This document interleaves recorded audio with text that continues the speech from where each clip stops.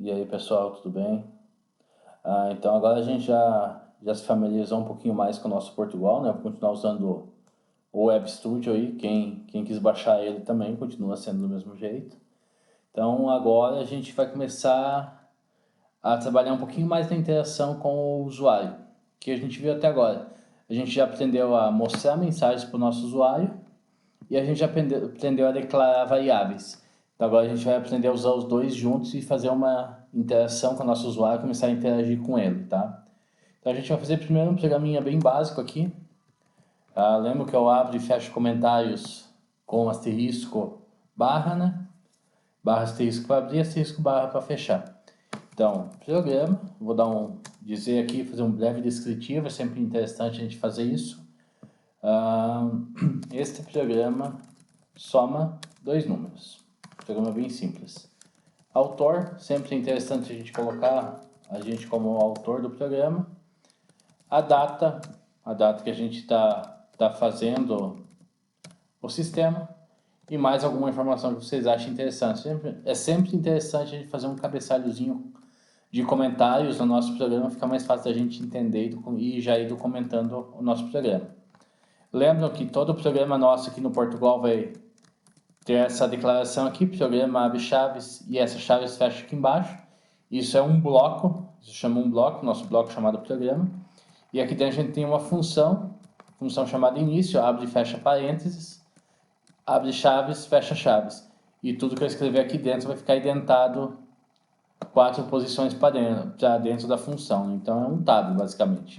Tá? Tem linguagens que automaticamente vai fazer 3 espaços, algumas vão fazer um pouquinho mais. Vocês podem configurar quantos espaços vocês querem. Eu gosto de 3 a 4, que fica um tamanho legal, bem identificado e não fica muito desarmônico, fica bem harmônico o nosso código, tá? Então o que a gente vai fazer? A gente vai fazer um programa que soma dois números. Esses dois números a gente vai pedir que o usuário digite para nós. Então, para o usuário digitar para nós, a gente lembra que a gente precisa tá declarando variáveis para estar armazenando o que o usuário digitar. Aqui eu vou usar variáveis inteiras. Eu vou somar dois números inteiros. Lembre que nossas variáveis têm que ter um nome que sugira o que elas fazem. Então, aqui eu estou declarando três variáveis. Lembra que eu posso declarar todas na mesma linha, separando elas por vírgula. No 1, no 2, para armazenar os dois números que eu vou pedir para o usuário.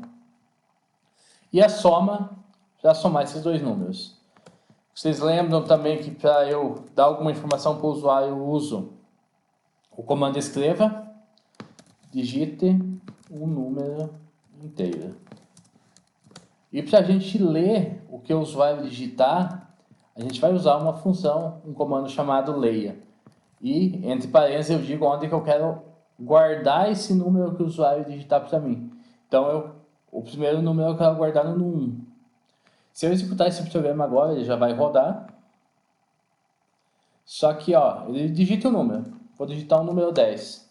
E acabou o meu programa. Eu sei que dentro da no 1 ele guardou 10, mas eu ainda tenho mais coisa para fazer aqui. Qual que é a próxima coisa que eu preciso fazer? Vou precisar pedir outro número inteiro. Aqui a importância é a gente ter um raciocínio lógico, uma sequência lógica, né? Eu primeiro tenho que pedir para o usuário os números para depois fazer a soma. Não adianta eu somar antes de pedir, não faz sentido. Num 2, agora eu já estou pedindo os dois números. O que é que eu preciso fazer? Fazer a soma e mostrar o resultado para o usuário. Então, soma recebe quem? Recebe o num 1 mais o num 2. Se eu executar agora, número 4, opa, não pegou ali. Número 4, outro número 7. E acabou o meu programa. Putz, esqueci uma coisa, né? Estou carregando a soma com a soma de número 1 mais número 2, mas estou esquecendo o quê? Estou esquecendo de mostrar para o meu usuário essa soma, né? Então escreva, a soma é 2 pontos, vírgula, soma. Se eu colocar a palavra soma aqui dentro, como ela está entre as aspas, o sistema, o programa entende que é para ele escrever soma e não exibir um número. Para ele exibir o conteúdo da minha variável, eu fecho as aspas da literal, né, que eu estou querendo escrever para o usuário, coloco uma vírgula e coloco o que eu quero que apareça. Então é a soma. Se eu executar esse programa agora, digite um número inteiro, 4. Digite outro número inteiro, 7. A soma é 11. Então agora nosso programa atingiu o objetivo que a gente tinha para ele, que é fazer a soma de dois números, tá? Então, como é que revisando? Declaro 3 variáveis, no 1, no 2 e soma. Peço para o usuário digitar um número, fico aguardando que ele digite e salvo esse número que ele digitar no 1. Peço outro número inteiro para o usuário, aguardo ele digitar e guardo no 2. Na variável soma, eu guardo a soma dos dois números, do 1 e do 2. E no último comando que eu coloco aqui, eu faço a soma desses dois números. Beleza? Esse é o nosso primeiro programa. Um programinha bem simples aí para ficar bem tranquilo da gente entender esses comandos. Eu vou abrir mais um comando, mais um arquivo aqui. A gente vai fazer mais um programa para fixar um pouquinho mais essa parte de escrita e leitura. Então, programa. Opa, deixa eu acertar a indentação aqui. Programa. Cálculo de média. Autor. Data. Não estou colocando a data aqui porque eu vou deixar esse vídeo salvo, né? Então, mas aqui vocês podem preencher o dia que vocês estão desenvolvendo o programa daí, tá? Quero fazer um cálculo de média. Aqui nesse programa, eu fiz a soma de números. E fiz uma soma de números inteiros. Vamos fazer o seguinte aqui. Vamos tentar fazer divisão de números inteiros, só para a gente ver o que acontece. Nota 1, nota 2 e uma média. Tá? Vou pedir para o usuário digite a primeira nota, 2 pontos, leia, nota 1. Vou pedir para o usuário digite a segunda nota,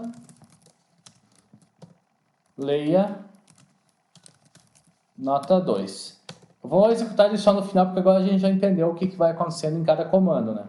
Já entendeu também que a gente precisa respeitar essa sequência. Nota 1 mais nota 2 dividido por 2. Eu coloco a soma entre parênteses porque aqui continua existindo as regras matemáticas, né? A multiplicação e divisão sempre acaba acontecendo antes da soma. Então eu tenho que primeiro dizer para o meu Portugal, para o meu compilador, que eu quero que ele primeiro faça a soma. Da mesma forma que eu identifico que na matemática primeiro eu quero fazer a soma também. E depois disso eu vou escreva a média do aluno é 2 pontos média. Vou executar esse cara. Digita a primeira nota, 7. Digita a segunda nota, 8. O que vai acontecer? 7 mais 8 é 15. A média seria 7,5. Deu 7. Pelo seguinte, por que deu 7? Lembram lá quando a gente olhou as variáveis, a gente pode olhar aqui de volta, se a gente quiser. A gente tem a variável inteira, né? Que armazena um número inteiro, sem nada depois da vírgula. Se eu quiser um número depois da vírgula, eu preciso criar uma variável do tipo real, certo? Então, olhando aqui no nosso ajuda, a gente já consegue identificar que isso é um problema que a gente teve aqui. Então, eu posso vir aqui e mudar os meus números para real. Agora, vamos rodar de novo o programa. Primeira nota 7, segunda 8. A média do aluno é 7,5. Deu certo. Vou executar ele mais uma vez, só para a gente fazer um teste com notas quebradas. 7. Opa, não pegou. 7,5. Aqui é uma linguagem que a gente está aprendendo a desenvolver. Então a gente não vai ter todas as validações que a gente vai fazer depois num programa real. Aqui o nosso objetivo é pegar lógica. Então aqui eu não estou validando se o usuário digitar 7,5, vai dar um erro no meu programa. A estrutura desse programa é montada em Java, então depois vocês vão começar a ver muitos erros em Java. Então aqui o que ele disse para mim, ó, Number Format Exception. Aqui a gente não vai se preocupar em como tratar que o usuário digita errado. A gente vai sempre entender que o nosso usuário é show de bola e sempre vai digitar certo. Mas depois, quando vocês estiverem lá mexendo em Java, vocês vão aprender a fazer o tratamento desse erro aqui, tá? Então eu vou executar de volta. Como o usuário digitou errado, o programa caiu fora. Na verdade, se eu quiser colocar com casas decimais, eu uso o separador ponto. Então 7.5 e 8.5 são as duas notas do usuário. A média do aluno é 8. Então 8 mais 7, 15, mais o ponto meio de cada um dá 16, dividido por 2 dá 8. Mais um teste, só para finalizar aqui. 7.5, opa, não pegou. 7.5 e 8. A média do nosso aluno é 7.75. Beleza? Então a gente já viu dois exemplos. Esse aqui a gente vai dar uma palhinha aí de uma coisa que a gente vai ver no nosso próximo vídeo. Lembra que a gente tem uma variável que é o tipo lógico, né? Tá aqui a variável lógico, certo? O que a variável lógica guarda? Se a gente lembrar, a gente guarda na nossa variável lógica um conteúdo verdadeiro ou falso, tá? Então o que a gente vai fazer aqui? Eu quero que diga que a média do aluno é a média que ele tirou, mas eu quero testar se o aluno passou ou não, se o aluno foi aprovado ou não. Então o que eu vou fazer aqui? Vou declarar uma variável lógica aprovado. Aqui eu posso fazer de duas formas, eu vou fazer da mais fácil da gente entender nesse momento. Aprovado recebe o quê? Assim como a média recebe um valor, o aprovado também vai receber alguma coisa, que vai ser sim ou não, certo? Então aqui, entre parênteses, eu vou colocar a condição. Qual que é a condição para um aluno ser aprovado? Que a média dele seja maior ou igual a 7, certo? Então o que vai acontecer aqui? Se a variável média que eu calculei aqui for maior ou igual a 7, isso aqui retorna verdadeiro para mim. É a mesma condição matemática. Sinal de maior igual. Na matemática ele faz o maior e o risquinho embaixo do maior, né? Aqui nas linguagens de programação a gente não consegue fazer isso. Então a gente coloca o próprio maior e o igual depois dele, tá? Então o aprovado vai receber quem? Vai receber a resposta, se a média é maior ou igual a 7. E depois disso, eu quero fazer o seguinte. Escreva